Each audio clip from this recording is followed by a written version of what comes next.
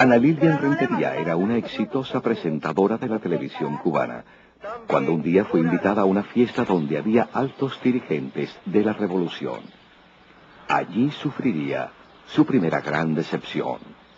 Realmente lo primero que me pasó fue el día en que yo fui con alguien invitado a una reunión donde habían dirigentes de la revolución cubana. Y cuando yo llegué ahí, yo vi un estado de corrupción que mis ojos no habían visto.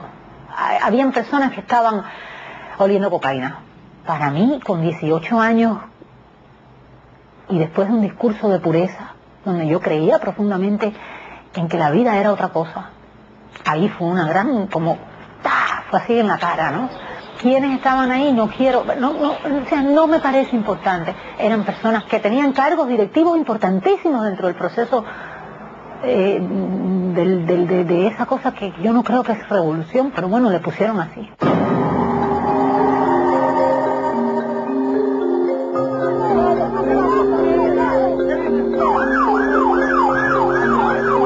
Cuando empieza ya la salida del Mariel, como el comandante había dicho, sencillamente que la embajada del Perú estaba llena de escoria, había que demostrar que en realidad era escoria.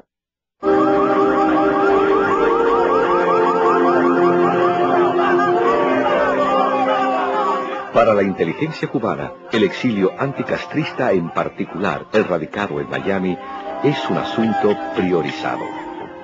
El exilio tiene una prioridad tremenda para el trabajo de la inteligencia y de la contrainteligencia, de ambos. Durante muchos años, desde los primeros tiempos de la revolución, se enviaron agentes a Miami para tratar de penetrarlo. Logramos penetrar la invasión de Valle de Cochino, logramos penetrar los comandos L, Alfa 66 estaba completamente penetrado y salía un agente y entraba otro.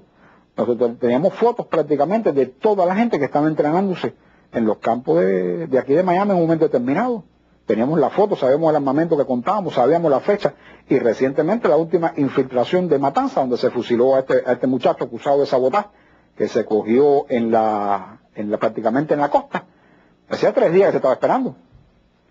¿Y dónde está el comité de recepción que lo estaba esperando? Nadie, esa gente fue a juicio. Solamente fueron ellos 2. Entonces eso sencillamente es penetración. Ahora, ¿a quién se penetra? A las sociedades, a las organizaciones más beligerantes.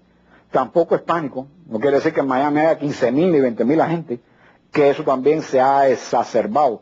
O sea, por determinadas vías se conoce información y se trasluce de que tenemos una amplia agentura en los Estados Unidos. El exilio se ha convertido en un negocio de alta rentabilidad para el gobierno cubano. Un mercado cautivo. Más de 800 millones de dólares se suman al presupuesto cubano procedente de los llamados gusanos de Miami, que se ven obligados a sostener a sus familiares ante la desastrosa situación de la isla.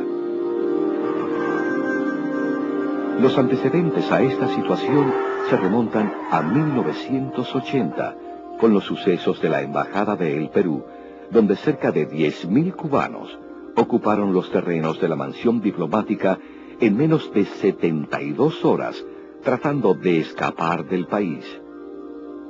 De la crisis de la embajada se pasó al éxodo del Mariel. Carlos cuenta cómo se manipuló la situación dentro de la sede diplomática y cómo, posteriormente, se trabajó en la composición del éxodo. Ahí se estableció el puesto central de mando de la operación Inca 1, que era como se llamaba la Embajada del Perú, y Inca 2, se llamaba la operación Mariel, radicaba en el Tritón, en un principio. Y ahí que el Tritón queda exactamente enfrente de la Embajada del Perú, a 4 o 5 cuadras. De ahí donde el comandante en jefe iba y le daba a Ramiro Valdés las orientaciones, si se daba comida o no se daba comida, si se dejaba salir o no se dejaba salir, la cantidad de comida que se daba, para crear motines entre los mismos albergados o asilados en la Embajada del Perú. Ahí se determinaba todo. Cuando empieza ya la salida del Mariel, como el comandante había dicho, sencillamente que la Embajada del Perú estaba llena de escoria, había que demostrar que en realidad era escoria. Y entonces se hizo este diapasón enorme, se crearon los centros de reclutamiento en La Carreta, en La Víbora, en un poblado de La Habana, en todos los lugares en el interior del país, y se iban estableciendo estas categorías.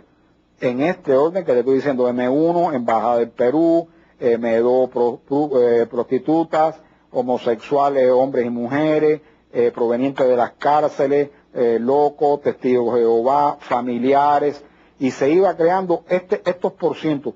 Si Miami se calentaba mucho, pues se bajaban los presos y las prostitutas y se subían los familiares y la gente del Perú.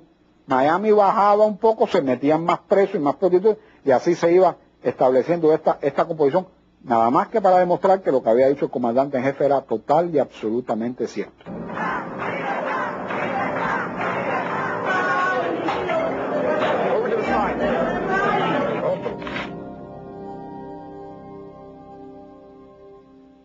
El contacto que se produjo entre el exilio cubano y los gobernantes de la isla puso de relieve la ganancia económica que estaba en juego. Porque se empezaron a crear puestos de venta de tabaco, de bebidas, de comida, de petróleo, de agua, talleres para reparar las naves, y ahí se empieza a ver que el exilio podía dar dinero y que la gente manejaba dinero. Y ahí Fidel empieza a detectar esto. También hubo gente que llegó con mucho poder adquisitivo y ahí se empezó a trabajar también otra vertiente que era de gente que daba o venía a ofertar grandes sumas de dinero por sobrinos, hijos o familiares que estaban en edad militar. Y entonces había que pagar o por médicos o por ingenieros y ahí se abre otra vertiente de obtener divisas. Castro, necesitado de divisas convertibles para sufragar el déficit en varios renglones de la economía y en sus propios proyectos personales, reconoció la eficacia del sistema organizando una red de empresas capitalistas dirigidas por un grupo de su absoluta confianza. Él construyó aparatos paralelos que no tienen nada que ver con el Departamento de América, también para obtener divisas. Recordemos el caso del Departamento MC del Ministerio del Interior, que después su jefe, Tony de la Guardia, fusilado. Bueno, ese era uno de los aparatos que era para buscar dinero personalmente para Fidel Castro. Están los testimonios de Tony, después lo cuenta Patricio de la Guardia en el documento que logra sacar desde prisión, como la mitad del dinero que se hacía, no importa de qué operación, pudiera ser de narcotráfico, incluso comercial regular, la mitad iba, una para el ministro Abrantes y la otra se le entregaba a Pepín Naranjo, ayudante de Fidel. Años después de cerrada la causa 1, apenas quedan testigos que puedan dar fe de lo que realmente sucedió. El coronel Tony de la Guardia y varios de sus compañeros fueron fusilados a pesar de que, según sus familiares, Castro en persona prometió perdonarles la vida.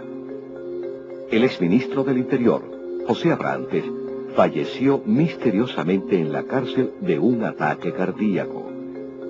El exjefe del Departamento América, Manuel Piñeiro, murió de un extraño accidente automovilístico. El exgeneral de brigada Patricio de la Guardia, sancionado por no denunciar a su hermano, vive, pero está condenado al silencio.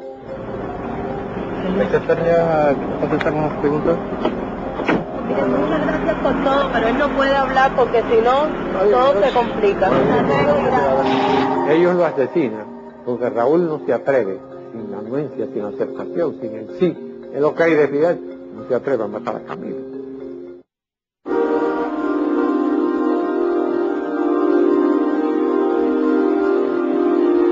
La personalidad de Fidel Castro, aún ya viejo, ejerce un gran magnetismo sobre quienes lo rodean.